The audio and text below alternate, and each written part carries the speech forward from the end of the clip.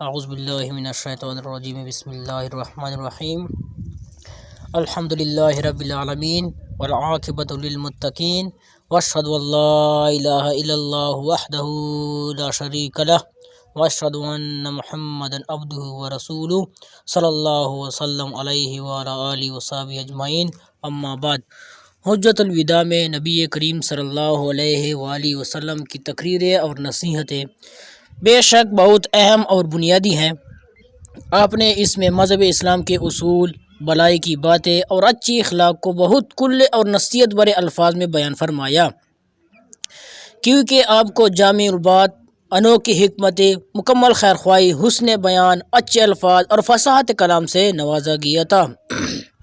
نیز آپ صلی اللہ علیہ وآلہ وسلم بہت رحم دل، بڑے شفقت والے، بندوں کو فائدہ پہنچانے والے اور ان کو اندھیروں سے روشنی کی طرف لانے کے بہت حریص اور خواہش مند تھے۔ اللہ تعالیٰ کا فرمان ہے، لَقَدْ جَاءَكُمْ رَسُولٌ مِّنْ أَنفُسِكُمْ عَزِيزٌ عَلَيْهِ مَا عَنِتُّمْ حَرِيصٌ عَلَيْكُمْ بِالْمُؤْمِنِينَ رَءُوفٌ رَحِيمٌ۔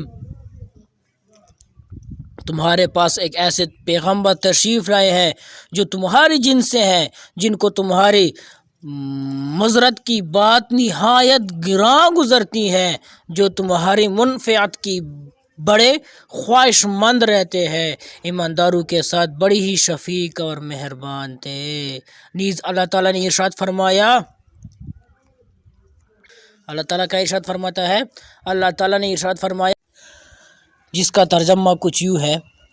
یقیناً اللہ نے تمہاری طرف نصیحت اتار دی ہے، یعنی رسول جو تمہیں اللہ کے صاف صاف احکام پڑھ کر سناتا ہے، تاکہ ان لوگوں کو جو ایمان لائیں اور نیک عمل کرے وہ تاریکیوں سے روشنی کی طرف لے جائیں، چونکہ حج بندوں کی نصح و ارشاد اور خیر کی تعلیم کے لیے سب سے بہترین جگہ ہے، کیونکہ اس مبارک موقع پر مسلمان دور دراز سفر طے کر کے دنیا کی مختلف گوشوں سے اللہ رب العزت کی دعوت پر لبیک کہتے ہوئے، اس کے گھر کا رخ کرتے ہوئے، اس کی رحمت کی امید کے ساتھ اس کے عذاب سے ڈرتے ہوئے جمع ہوتے ہیں۔ لہٰذا اس موقع پر ان کے لیے سب سے بہترین ہدیہ اور سب سے عمدہ فائدہ جس پر وہ پر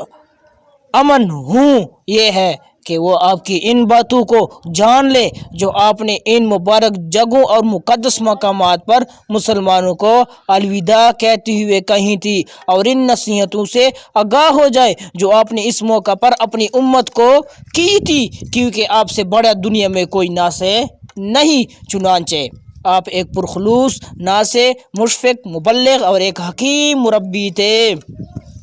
لوگوں کے سب سے زیادہ خیرخواہ، بلکہ خیرخواہوں کے قد اور تمام نیک بندوں کے اسوہ اور نمونہ تھے۔ اللہ تعالیٰ کا ارشاد ہے، لَقَدْ كَانَ لَكُمْ فِي رَسُولِ اللَّهِ أُسْوَةٌ حَسَنَةٌ لِمَنْ كَانَ يَرْجُو اللَّهَ وَالْيَوْمَ الْآخِرَ وَذَكَرَ اللَّهَ كَثِيرًا۔ یقیناً تمہارے لیے رسول اللہ میں عمدہ نمونہ موجود ہے، ہر اس شخص کے لیے جو اللہ تعالیٰ کی اور قیامت کے دن کی توقع رکھتا ہے اور بکثرت اللہ تعالیٰ کی یاد کرتا ہے۔ ان تمام باتوں کو مد نظر رکھتے ہوئے میں آپ کے سامنے حجۃ الوداع کی کچھ نصیحتیں جو حضور صلی اللہ علیہ وسلم نے حجۃ الوداع کے موقع پر کیے ہیں بیان کروں گا۔ بس ساتھ رہیے، ساتھ نہ چھوڑیے، دوستوں کے ساتھ ویڈیو شیئر کیے ثواب کی نیت سے۔ جزاک اللہ خیرا۔